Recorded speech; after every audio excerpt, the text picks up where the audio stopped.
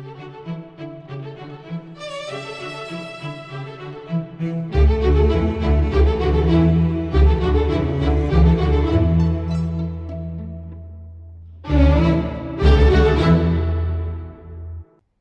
əziz dostlar.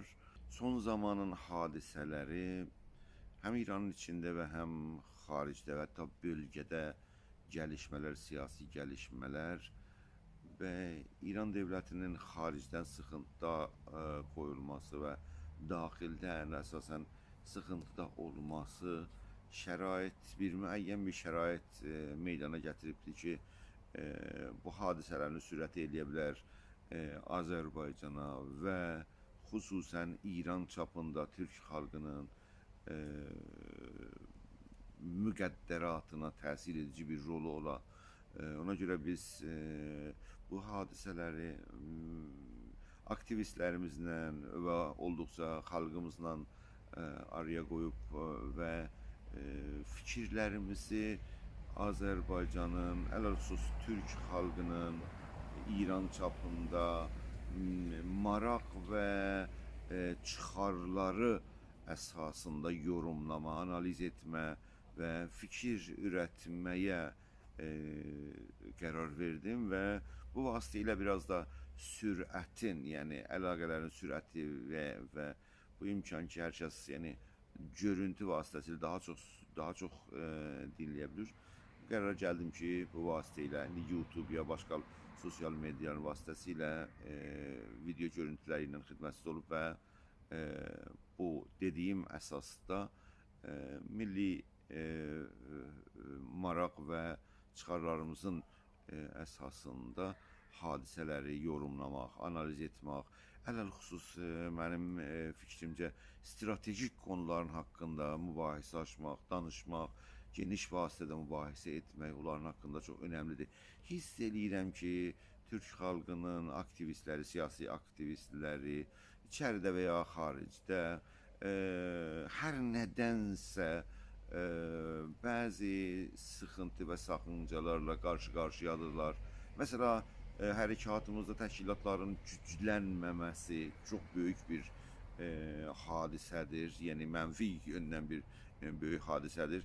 İndi 30 il hərəkatın tarixindən keçirsə hesablasaq, yəni yeni tarixindən deməkdə, baxırıq görürük ki, lazımi qədər bir 30 milyon insan və ya xalqın, millətin təşkilatları o cür ki, lazımi və ya gərəkən bir genişmə və ya gəlişməyə əl tapmayıblar və zəif bir durumdadırlar. Halbuki hadisələrin dəyişikliyi, siyasi hadisələrin dəyişikliyi bu hazırlıq olmadan, yəni təşkilatların gəlişmələrinin olmadan çox negativ Azərbaycanı və ümumiyyətlə İranda Türk xalqını çox negativ etki eləyəcəkdir. O açıdan, yəni bu teorik zəfin, teorik siyasi teorisunun zəfi sahəsində və hətta ideolojik sahədə zəflər, yazılmamalar, məqalələr və ya dərgilərin çıxmaması bu sahələrdə bir hiss olunur ki, çox geniş bir zəf var. Mən çalışacağım ki, bu sahədə xüsusən və xüsusən strategik konularımızı, maraqlarımız hardadır, çıxarlarımız hardadır, necə o çıxarlarımız təmin olur, biz başqa fərqli çıxarlar arxasında olursaq, nə ziyanlar və zərərlər Milli Demokratik Hərəkatda deyə bilər. Mən bu danışıqlarımda sizdən xidmətinizə çatdıracağım. Başqa yönü ki, istəyirəm bu danışıqda sizə işarə eləyim, baxış açımdır. Baxış açımda mən bunu deməliyəm ki, hər kəs mənim elə keçmişdə, tarixdə yazılarımı, fikirlərimi oxuyub və ya duyubdur, yazılar və ya danışmalarımın sahəsində bilir ki, mənim baxış açısım nasyonalisti baxış açısı deyil, nasyonalisti millətçi, yəni bizimkilər içəridə ona millətçi deyirlər və Türkiyədə ona milliyyətçilik deyirlər. O milliyətçi və ya nasyonalisti baxış açıdan mən məsələləri yorumlayıb və ya dəyərləndirməyəcəyim. Yəni mənim fikrim əsasən elə bir fikirdəyim. Mən demokratik baxış açısından bugünkü Avropada ümumiyyətlə yəni demokrat dövlətlərinin təcrübənin əsasında bir liberal sosialisti düşüncə əsasından, bir sosial demokratik düşüncə bax açısından məsələləri yorumlayacağım. Hətta gələcəkdə bir fürsət bulursam fərqlərin, yəni demokratik açıdan bir məsələni yorumlamaq, analiz etməklə nasyonalisti baxış açısından onu yorumlamağın hansı sonucları verir, o sonucların ziyanları və mənfəətləri nədirsə, onları da sizə yavaş-yavaş açıqlayacağım bu danışıqların ərəfəsində və umuram ki, oralara çataq və diqqətli bir cüziyyata izahında elə bilək bir olumlu bir iş görmüş olaq. Ona görə mənim diqqət baxış açım ədalətpərvər, liberal, sosialistik və dedim ümumiyyətlə demokratik baxış açısından o metodla araşdırıb və mövzuları axtaracağım. Üçüncü mövzu ki, mənim necə danışımların diqqət yetirəcəyim və mövzuları, fərqli hadisələri, gəlişmələri, xəbərləri, gündəmdə olan hadisələri yorumlamaq, analiz etməyə və ya dəyərləndirmədə mən intiqadi baxış açısıyla, yəni intiqadi baxışla onlara baxacağım. Yalnız təbliğati bir fəaliyyət içində olmayacağım. Yəni mənim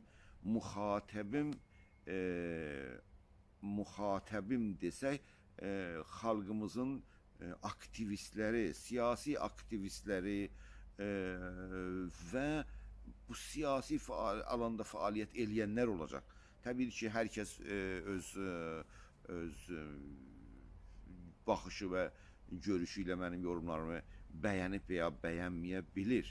Amma mənim baxış açım yəni bu analizlərin içində intiqadi baxış açısı. Yəni nə demək o intiqadi baxış açısı? O cür deyil ki, yalnız mən təbliğatı burada bir iş görüm və deyim ki, bizim hərəkatımız yalnız müsbət yönlərindən danışım və ya o negativ cəhətləri, zəif cəhətləri, oradakı gərək işlənərdi, işlənməyibdi və ya yazılmalıdır, yazılmayıbdı və ya necə baxış açısı varsa onların, yəni öz zəiflərimizi və yəni içəri zəiflərimizi və eşik zəifləri mən o yəni xaricdə olan təzadlar və içəridə olan təzadlar bərrəsi edəcəm. Demək, içəridə olan təzadlar xalqımızın içində genişdə olan problemlər və ya milli demokratinin içində olan hadisələr və ya zəiflər. Məsələn, o cümlədən dedim, məsələn, teorik siyasi zavidi zəif, təşkilatlarımızın zəifi nədəndirsə onları araşdırıb və bu danışıqlarda danışacağım xidmətinizə və təbiətən hərəkatımızın xaricində, yəni əsli təzadlarımızdan İran dövlətinin siyasətləri